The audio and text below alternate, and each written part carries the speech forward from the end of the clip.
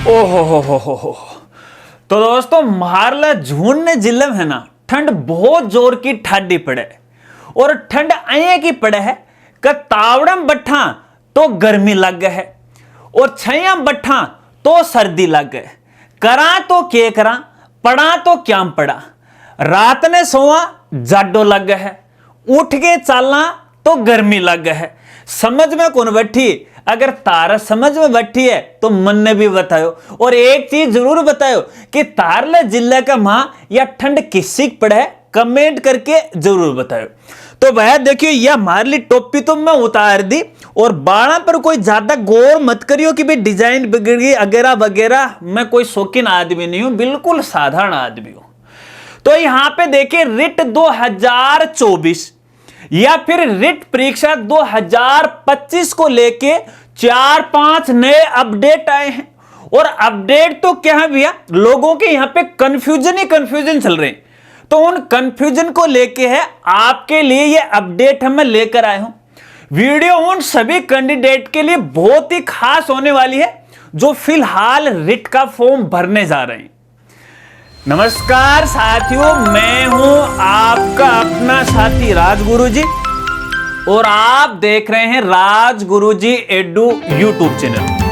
तो दोस्तों जैसा कि आप सभी को पता है, अपने राजस्थान में रिट परीक्षा 2025 के आवेदन फॉर्म भरना शुरू हो चुके और जिसकी अभी तक लास्ट डेट 15 जनवरी 2025 तक है। डेट बढ़ेगी नहीं बढ़ेगी इसकी कोई गारंटी नहीं है। अब जैसे ही फॉर्म भरना शुरू हुआ तो भैया मेरे द्वारा भी आपको फॉर्म भरने की प्रोसेस बताई थी। हमारा जो ये चैनल है इस पर भी मैंने बताई थी। हमारा जो दूसरा चैनल है ज्ञान कामना उस पर भी प्रोसेस बताई थी। अब इसके बाद बहुत सारे साथियों के मेरे पास अलग अलग चैनल के माध्यम से हैं, कमेंट भी आ रहे हैं, इंस्टाग्राम पे डीएम भी आ रही है और तरह तरह के यहां पे सवाल पूछ रहे हैं। तो अलग अलग हमारा जो मेन चैनल है ना राजगुरु जी, उस पर भी यहां पे इस तरह के कई सवाल पूछे हैं। तो सभी सवालों का जवाब इस वीडियो में मैं यहां पे देने वाला हूं। लेकिन एक और खास जानकारी आपको बताना चाहूंगा। देखिए यहां पे आगे जो भी मैंने यहां पे सवाल लिए हैं या जो भी अपडेट लिए हैं, इसके अलावा यदि आपका कोई कंफ्यूजन है, कोई सवाल है, तो बेझिझक आप मेरे साथ जरूर शेयर कीजिएगा। एक नई वीडियो के माध्यम से आपको जरूर जानकारी बताऊंगा, आपको पूरा वो समझाऊंगा। चलिए यहां पे क्या क्या कंफ्यूजन है और क्या क्या अपडेट है।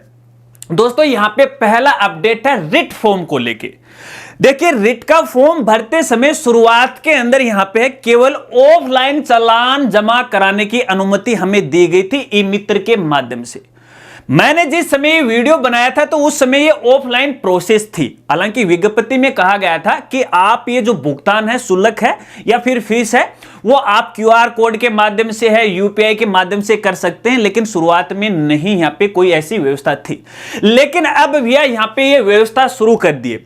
यानी अब यदि आप रिट का फॉर्म भरोगे तो आप यहां पे यूपीआई के माध्यम से अपना ऑनलाइन पेमेंट कर सकते हैं। कहीं पर दूसरी जगह चालान जमा कराने की आवश्यकता नहीं है। लेकिन एक राय मैं आपको जरूर देना चाहूंगा, यदि आप यहां पे ऑनलाइन पेमेंट कर रहे हैं गूगल पे से, फोन पे से, क्यूआर कोड से, यूपीआई से, तो भैया बड़ी ही सावधानी पूर्वक कीजिएगा, अन्यथा एक बार पैसा आपके अकाउंट से कट जाएगा और यहां पे सक्सेसफुली हो जाएगा। सक्सेसफुली नहीं होगा तो आपके सामने समस्या आएगी। देखिए अगर आपके बैंक अकाउंट से पैसा कट जाता है और सक्सेसफुली नहीं हुआ है तो 24 से लेके 48 घंटे का वेट कीजिएगा। उसके बाद आप अपने रिट का फॉर्म है वो भरिएगा। जल्दबाजी मत कीजिएगा, बहुत समय पड़ा है, तकरीबन 1 महीने का समय है। आराम से भैया समझ लीजिएगा फॉर्म प्रोसेस को, बाद में भरवाना, अन्यथा फिर कहोगे राजगुरु जी मित्र वाले ने गलती कर दी, हमारे तो पैसे कट गए। ऐसा कुछ भी नहीं है। चलिए भैया इसके अलावा 2-4 सवाल हैं वो ले लेते हैं। हाँ, इसके अलावा यहां पे देखिए रिट को लेके एक और बड़ा अपडेट है और वो है कैंडिडेट की फोटो को लेके। इस बार यहां पे बदलाव किया गया है। देखिए ऑनलाइन फॉर्म भरते समय आप जो भी फोटो अपलोड करोगे ना, एक तो वो आपकी फोटो बिल्कुल लेटेस्ट होनी चाहिए। वैसे तो 3 माह का समय दिया गया है, लेकिन मैं आपको कहना चाहूंगा लेटेस्ट फोटो उतरा लीजिएगा। और वैसे तो देखिए आजकल मोबाइल चल रहा है, उसकी आप कटिंग वटिंग कर लीजिएगा, ठीक है ना, वो आपको अपलोड करना है। लेकिन जो आप रिट के फॉर्म में फोटो अपलोड करोगे ना, और जैसा आपका चेहरा है, जैसा आपका मुंडा है, जैसी आपकी डिजाइन है, वैसी की वैसी डिजाइन जब आप रिट के एग्जाम सेंटर में परीक्षा देने के लिए जाओगे ना, वैसी की वैसी होनी चाहिए। अगर इसमें भिन्नता होगी तो आपके सामने समस्या आ सकती है। और ये बात यहां पे है, रिट की जो विज्ञप्ति जारी की गई उसमें भी बिल्कुल साफ साफ वो लिखी गई है। और इसके अलावा ऐसे जो कैंडिडेट हैं जो आंखों पर चश्मा यूज करते हैं, डिजाइन वाला नहीं, जिनकी आंखों में किसी प्रकार की कमजोरी, मैं उनकी यहां पे बात कर रहा हूं, तो भैया वो अपनी फोटो है चश्मे में ही उतार के है रिट के फॉर्म में ऑनलाइन अपलोड करना है। अपनी डिजाइन सेम की सेम रखना है। ध्यान कर लेना कौन सी फोटो आप अपलोड कर रहे हो उसका एक बैकअप ले लीजिएगा, क्योंकि जब आप रिट का फाइनल फॉर्म सबमिट करोगे, प्रिंट लोगे, तो हो सकता है कि ब्लैक एंड व्हाइट आ जाए, आधार कार्ड वाली फोटो आ जाए जिसमें पता नहीं भैंस बैठी है, पाडा बैठा है, वो चेहरा नहीं आ जाए। वो आप ध्यान कर लेना, अन्यथा आपके सामने समस्या आ सकती है। चलिए, इसके अलावा एक बड़ा कंफ्यूजन चल रहा है और सोशल मीडिया पे तो इसने धमाल ही मचा रखा है कि भैया इस बार रिट परीक्षा में बड़ा बदलाव किया गया, अब की बार होगी नेगेटिव मार्किंग। डरा रखा है सबको। और किसने डरा रखा है? मेरे जैसे क्रिएटर हैं जो अपना खुद का चैनल चलाते हैं, अपना खुद का टेलीग्राम चैनल चलाते हैं, अपनी खुद की वेबसाइट है वो चलाते हैं जिसपे पोस्ट डालते हैं, और हेडिंग कुछ इस प्रकार से लगेंगे, भैया रिट के इस बार बड़ा बदलाव, नेगेटिव मार्किंग होंगे। अरे सुन लो सभी ध्यान से, कोई नेगेटिव मार्किंग नहीं है। रिट की एग्जाम बेझिझक दो।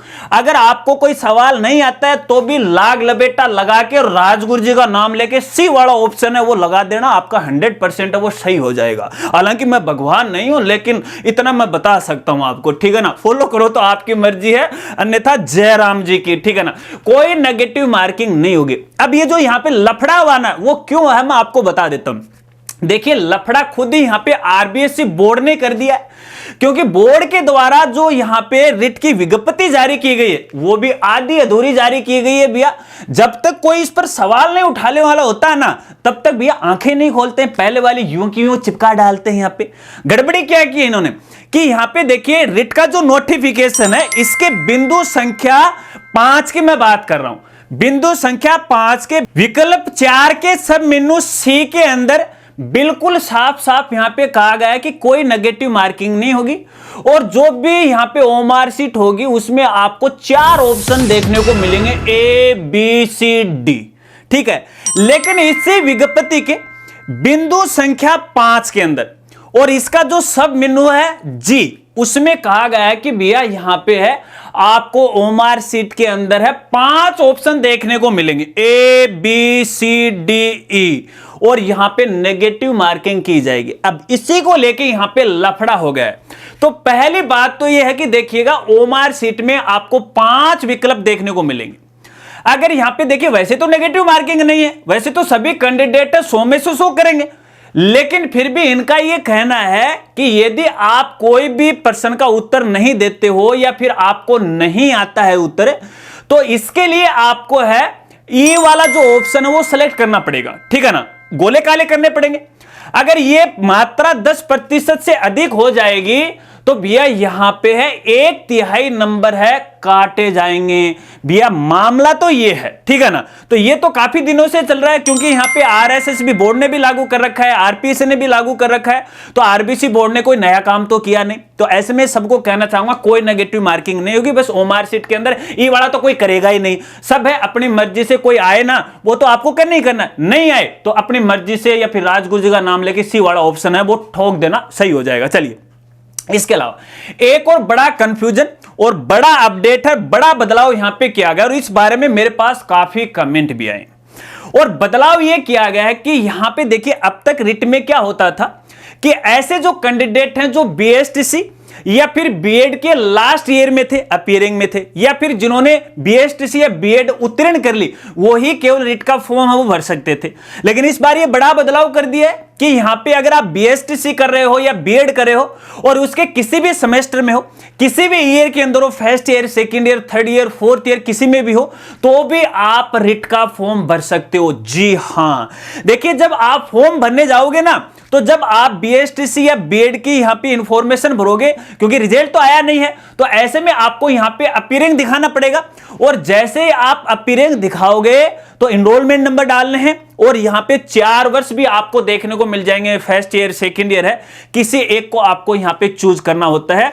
अगर आप स्नातक कर रहे हैं और स्नातक फर्स्ट ईयर के अंदर है तो भी आप ये आवेदन फॉर्म भर सकते हैं। यहां पे इस बात को भी आपको खास तौर पे ध्यान रखना है। तो उन सभी कैंडिडेट को मैं कहना चाहूंगा जो इस बार पहली बार बीएड करने जा रहे हैं, हाल ही में बीएड में नंबर आया, फर्स्ट ईयर के अंदर हैं, तो भैया आपकी बीएड होते होते तकरीबन 3-4 साल लग जाएंगे। तो आज ही आप अपना रिट का फॉर्म भर दीजिएगा, अच्छी तैयारी कर लीजिएगा। और जब यहां पे देखिए आगे भविष्य के अंदर 3rd ग्रेड की भर्ती निकलेगी ना, तो आप डायरेक्ट 3rd ग्रेड टीचर की तैयारी करोगे, रिट वाले लफड़े में आपको फंसना नहीं पड़ेगा। तो बस ये 3-4 अपडेट थे, आशा रखता हूं अब आप अच्छी तरह से समझ गए। इसके अलावा और कोई सवाल है तो बेझिझक मेरे साथ शेयर कीजिएगा। वैसे तो मेरे पास बहुत ज्यादा सवाल आ रखे हैं, सबके लिए एक सेपरेट वीडियो है वो बनाने वाला हूं। और हां, ऑनलाइन फॉर्म भरने में जल्दबाजी मत करना, नहीं पता है तो हमारी जो वीडियो है वो देख लीजिएगा, जिसका लिंक आपको वीडियो की डिस्क्रिप्शन में मिल जाएगा। अगर वीडियो जानकारी आपको अच्छी लगी हो तो लाइक कर देना, वीडियो अपने दोस्तों के साथ शेयर कर देना।